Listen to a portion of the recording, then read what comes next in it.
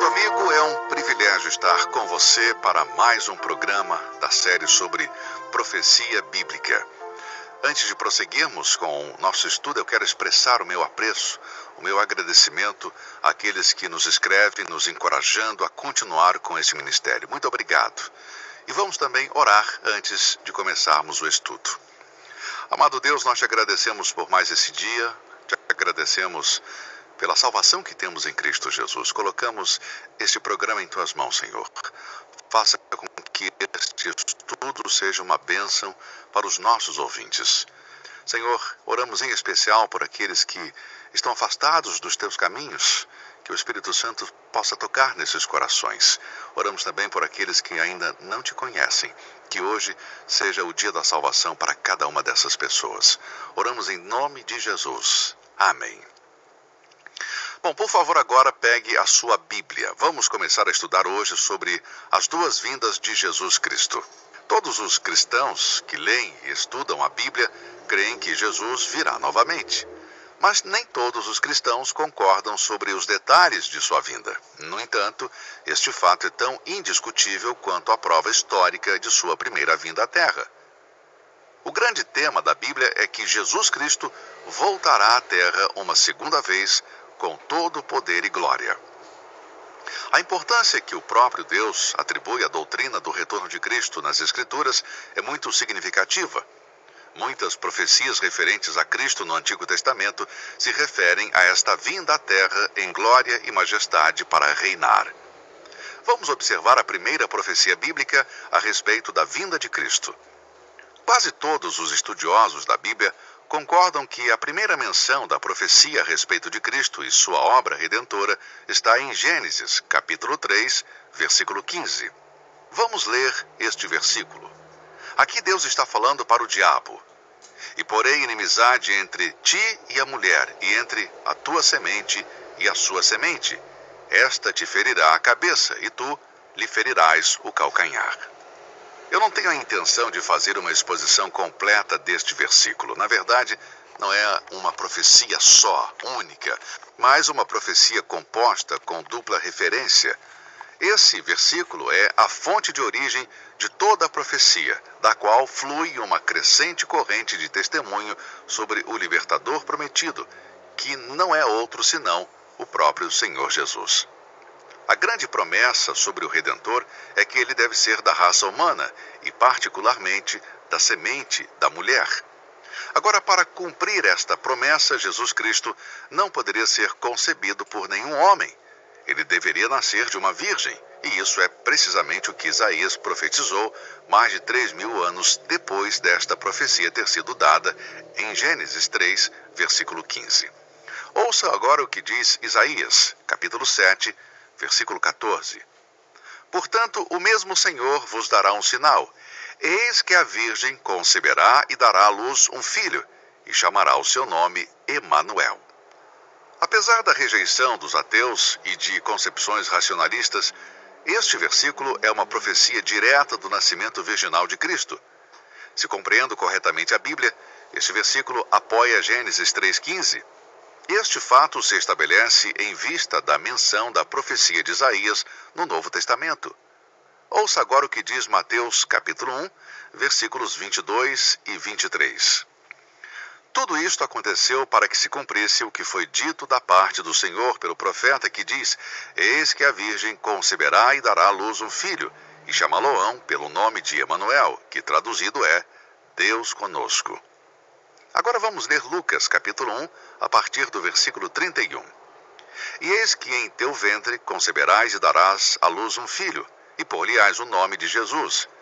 Este será grande e será chamado Filho do Altíssimo, e o Senhor Deus lhe dará o trono de Davi, seu pai, e reinará eternamente na casa de Jacó, e o seu reino não terá fim. E disse Maria ao anjo: Como se fará isto, visto que não conheço homem algum?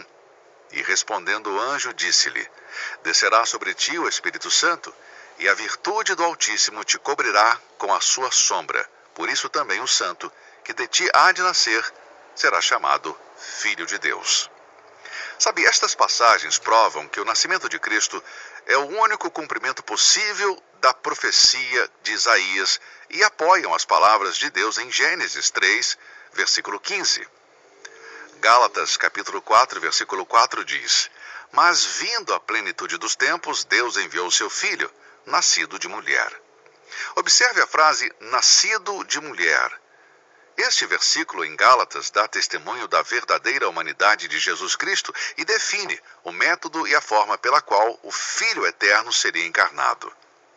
Não sendo parte do processo natural de uma concepção comum e sendo concebido no ventre de uma virgem pelo poder sobrenatural do Espírito Santo, Cristo permaneceu livre do pecado, que afetou toda a raça humana que se seguiu à queda de Adão e Eva.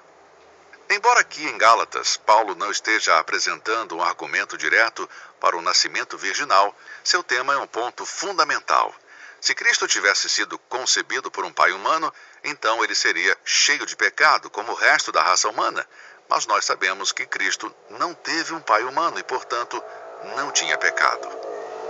O que eu quero destacar nesta profecia de Gênesis 3,15 é que Cristo ferirá a cabeça de Satanás. Observe o que o texto diz: E tu lhe ferirás o calcanhar.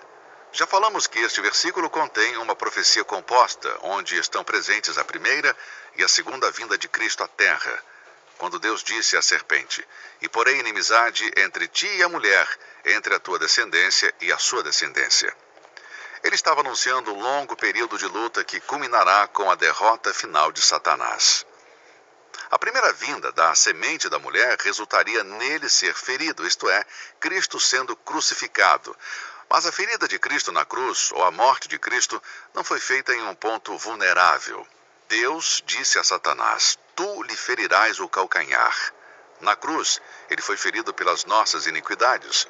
Todavia, ao Senhor agradou moê-lo. Isaías 53, versículos 6 e 10. Cristo veio a primeira vez para completar o plano de redenção, mas ele virá uma segunda vez para completar a derrota final de Satanás e estabelecer o seu reino. Um calcanhar ferido pode ser curado, mas uma cabeça ferida implica na derrota completa, uma derrota na qual não há recuperação. Nosso Senhor ressuscitou dos mortos e está no céu à direita do Pai, esperando por esse momento do plano de Deus, em que ele voltará à terra e terminará o conflito. Em Romanos 16, versículo 20, Paulo escreveu: E o Deus de paz esmagará em breve Satanás debaixo dos vossos pés. A graça de nosso Senhor Jesus Cristo será convosco. Os esforços de Satanás contra os cristãos continuarão até Cristo voltar, tempo no qual a semente da mulher ferirá o diabo. Ao mesmo tempo em que esta declaração de Paulo refere-se à oposição de Satanás contra os cristãos em Roma, não há dúvida de que esta é uma alusão à profecia de Gênesis 3, versículo 15. As palavras em breve significam rapidamente, como em Apocalipse, capítulo 1, versículo 1 e capítulo 22, versículo 7, quando Jesus disse: Eis que venho sem demora. Isto simplesmente significa vir rapidamente, logo, sem demora. Portanto, a derrota de Satanás será feita rapidamente, de maneira repentina. Quando os 70 discípulos retornaram de sua missão, regozijando-se no poder de Cristo sobre os demônios, Jesus disse: Eu vi a Satanás como raio cair do céu. Lucas, capítulo 19, versículos de 12 a 14. Amigo, esta é a história do diabo do começo ao fim. Ele caiu subitamente de sua posição celestial como Lúcifer, um anjo criado, e sua queda final ao inferno será igualmente súbita quando Cristo voltar à terra. A origem e o destino de Satanás estão marcados por uma queda. Isso está registrado em uma passagem, em Isaías 14, versículo 12. Como caíste desde o céu, ó Lúcifer, filho da alva, levado serás ao inferno, ao mais profundo do abismo. Assim vemos que o juízo de Satanás está especificado claramente na Bíblia, mas tenha em mente que está relacionado com a segunda vinda do nosso Senhor Jesus Cristo. O diabo não está no inferno agora e nunca esteve, mas um dia estará. A propósito, o método dado por Deus para o estudo da Bíblia é sugerido em um versículo da Bíblia, 2 Timóteo 2, versículo 15. Procura apresentar-se a Deus aprovado como obreiro que não tem de que se envergonhar, que maneja bem a palavra da verdade. A obrigação de todo ministro de Deus é conhecer o que Deus requer dele. Ele deve manejar bem e corretamente a palavra. Um bom obreiro dará uma correta interpretação da palavra de Deus. Primeiro precisamos saber distinguir nas Escrituras o que se aplica diretamente aos judeus, aos gentios ou à Igreja de Deus. 1 Coríntios 10, 32 diz: Portai-vos de modo que não deis escândalo nem aos judeus, nem aos gregos, nem à Igreja de Deus. E como a Bíblia tem uma mensagem para estes três grupos, aqueles que estudam e ensinam a Bíblia devem compreender que toda a Bíblia é para nós, mas nem toda a Bíblia fala sobre nós. O judeu, o gentio e a igreja, cada um tem a sua relação particular com Deus e devemos distinguir sua própria linha de profecia. É também essencial distinguir entre lei, graça e reino. Cada uma delas é uma dispensação diferente, caracterizada por princípios contrastantes. Quanto ao tempo, a primeira é passado, me refiro à dispensação da lei. A segunda, a dispensação da graça, é presente. E, em terceiro lugar, a dispensação do reino ainda está no futuro. O nosso Senhor Jesus tem uma relação direta com cada um destes três grupos. Em João, capítulo 1, versículo 17, lemos: Porque a lei foi dada por Moisés, a graça e a verdade vieram por Jesus Cristo. Em Romanos 10, 4 diz: Porque o fim da lei é Cristo, para a justiça de todo aquele que crê. A lei é Deus proibindo e castigando. A graça é Deus buscando e salvando. A lei condena o melhor dos homens, mas a graça justifica gratuitamente e livremente o pior deles. Sob o reinado pessoal de Cristo em sua segunda vinda à terra, tanto a lei quanto a graça serão evidenciadas. A lei foi expressamente dada a Israel, portanto, a sede do seu poder, do poder de Cristo durante o milênio, será em Jerusalém, e ele reinará eternamente sobre uma Israel restaurada e regenerada. Por outro lado, os salvos desta dispensação da graça formarão a igreja, o corpo de Cristo, e, portanto, está relacionada com ele. O Senhor Jesus disse claramente aos discípulos que seria desta maneira. Também devemos distinguir entre as duas vindas de Cristo. Quem lê o Antigo Testamento pela primeira vez pode não conseguir distinguir entre a primeira vinda de Cristo à Terra, em fraqueza e humilhação para sofrer e morrer, e sua segunda vinda, com poder soberano para governar como um rei glorioso. Os líderes religiosos nos dias de Cristo o rejeitaram, simplesmente porque eles não sabiam fazer essa distinção. Há também uma série de outras diferenças na Bíblia que devemos entender. Por exemplo, fé e obras. Nós devemos sempre saber distinguir entre fé e obras. Devemos diferenciar salvação e recompensas, entre a prática e a posição do cristão, entre as duas naturezas e as duas ressurreições do cristão. Devemos saber diferenciar claramente tudo isso, mas o que eu estou falando agora é que devemos saber a diferença entre Israel e a igreja, e entre as duas vindas de Cristo. A primeira para sofrer e morrer, e a segunda para reinar com justiça. Aqui temos um princípio de interpretação profética. Introduz-se um princípio que está ilustrado em Gênesis 3,15. O fator tempo na profecia é frequentemente ignorado. Quando Deus pronunciou sua profecia contra o diabo em Gênesis 3,15, ele não indicou que milhares de anos se passariam antes do Messias sofrer, ou que passariam 2000 anos entre os sofrimentos de Cristo e a glória que se seguiria. Palavras ditas em um só fôlego e escritas em uma só frase podem conter eventos proféticos separados talvez por milhares de anos de seu cumprimento. As duas vindas de Cristo, a primeira para morrer pela redenção do homem e a segunda para reinar sobre a terra, estão descritas no Novo Testamento em duas palavras: sofrimento e glória. Após a ressurreição de Nosso Senhor, ele encontrou 2 discípulos no caminho de Emaús, e seus corações sem fé os levaram a um espírito de frustração e tristeza. E Jesus disse em Lucas, capítulo 24, versículos 25 e 26. Ó nécios e tardos de coração para crer tudo o que os profetas disseram. Porventura não convinha que o Cristo padecesse estas coisas e entrasse na sua glória? Observe a ordem aqui. Os sofrimentos precedem a glória. A cruz deveria vir antes da coroa. Quando você lê o Antigo Testamento, parece que o sofrimento e a glória de Cristo apareceriam juntos, ou seja, ambos aconteceriam em uma só vinda de Cristo à Terra. No entanto, mais de 2000 anos se passaram desde o seu sofrimento, e Satanás ainda é o príncipe deste mundo, e os dias estão ficando cada vez piores. Como podemos ver, a Terra espera a vinda de Cristo em glória. O apóstolo Pedro escreveu sobre esta profecia composta em relação às duas vindas de Cristo em 1 Pedro 1, versículos 10 e 11, onde lemos: da qual salvação inquiriram e trataram diligentemente os profetas que profetizaram da graça que vos foi dada, indagando que tempo ou que ocasião de tempo o Espírito de Cristo, que estava neles, indicava anteriormente, testificando os sofrimentos que a Cristo haviam de vir e a glória que se lhes havia de seguir. Observe esta parte do versículo: os sofrimentos que a Cristo haviam de vir e a glória que se lhes havia de seguir. Aqui temos dois eventos, os sofrimentos de Cristo e as glórias que se seguiriam. E eles são como dois picos de uma montanha que, quando visto de uma distância, parecem estar juntos, mas aproximando eles estão separados por um amplo vale. Os profetas escreveram inspirados pelo Espírito Santo, mas nem sempre compreendiam tudo o que escreviam. Os sofrimentos de Cristo e a glória que se seguiria foram temas dos profetas, mas os homens santos do passado nem sempre viram lapso de tempo entre as duas montanhas na profecia. Este período de tempo é a presente dispensação da graça, o período entre a cruz e a glória de Cristo.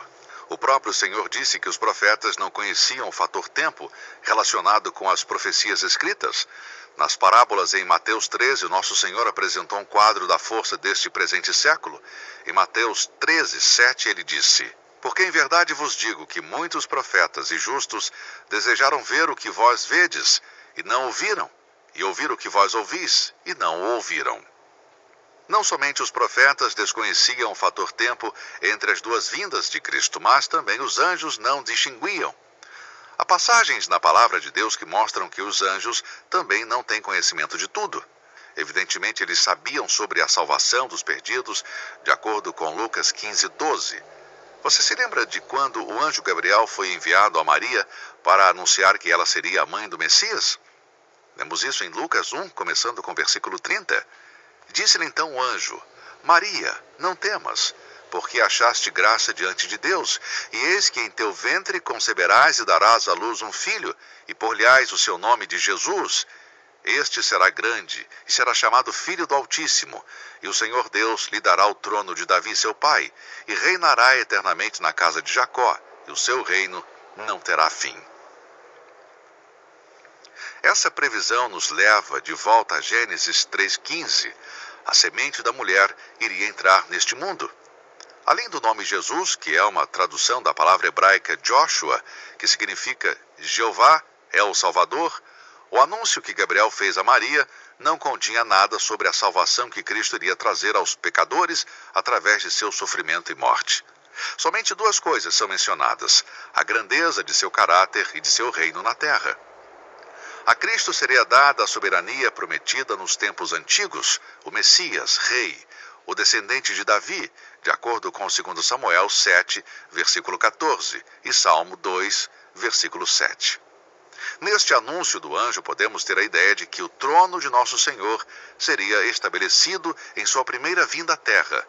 Mas, amigos, mais de 2000 anos já se passaram e nós podemos ver nesta passagem tanto o cumprimento imediato da profecia como o distante, isto é, as duas vindas do nosso Senhor Jesus. Em relação ao anúncio do anjo Gabriel, temos um comentário do Dr. J.C. Ryle, pastor em Liverpool. Isto é o que ele disse: vamos estar atentos para não espiritualizar o significado dessas palavras. A casa de Jacó não se refere a todos os cristãos. A frase o trono de Davi não significa o ofício de Salvador a todos os crentes gentios. Estas palavras receberão um cumprimento literal quando Jesus vier pela segunda vez e os judeus se converterem. A promessa de Gabriel é paralela à de Jeremias 39. O reino ao qual ele se refere é o reino glorioso profetizado em Daniel 7:27, diante do qual todos os outros reinos serão destruídos na segunda vinda de Cristo. Eu gosto da palavra deste homem que há muito tempo está no céu com o Senhor. Ele disse simplesmente que quando o anjo anunciou o nascimento de nosso Senhor, inclusive para os pastores, esta era uma profecia dupla, com um cumprimento próximo e outro distante. Em Lucas 2, versículos 10 e 11, lemos: E o anjo lhes disse: Não temais, porque eis aqui vos trago novas de grande alegria, que será para todo o povo. Pois na cidade de Davi vos nasceu hoje o Salvador, que é Cristo, o Senhor. Agora vamos avançar para o versículo 14. Glória a Deus nas alturas, paz na terra, boa vontade para com os homens. O que você vê nestes versículos? Vemos anjos anunciando os dois picos da montanha desta grande profecia composta. Em um sentido, o anúncio destes anjos era antecipado. Não havia paz e não há paz nos dias de hoje. Eles disseram: glória a Deus nas maiores alturas e paz na terra, boa vontade para com os homens. Mas ainda não temos essa paz na terra. Esta é uma profecia que ainda não se cumpriu. Portanto, vemos que a Bíblia ensina sobre as duas vindas de Cristo à terra. Primeiro, ele veio para morrer na cruz e salvar os homens do pecado. Em segundo, ele retornará para estabelecer o seu reino milenar, para governar a terra com justiça. A primeira parte da profecia agora faz parte da história. Graças a Deus, Jesus veio e morreu na cruz, e assim tornou possível a redenção para toda a humanidade. E, assim como nosso Senhor veio da primeira vez para sofrer na cruz, ele certamente virá pela segunda vez para estabelecer o seu reino na terra. Enquanto aguardamos a sua segunda vinda, temos uma enorme responsabilidade de pregar a palavra de Deus a todas as nações. E é isso que procuramos fazer através deste programa, através desta emissora, levar até você a verdade da palavra de Deus. E, amado, é possível que o Senhor venha para nos levar para o céu antes do nosso próximo programa. A gente nunca sabe, não há uma data específica, mas eu espero que você esteja pronto para isso. Se você ainda não é salvo, creia no Senhor Jesus como seu Salvador. Que Deus nos abençoe e até o nosso próximo programa. Você ouviu Hora do Estudo Bíblico.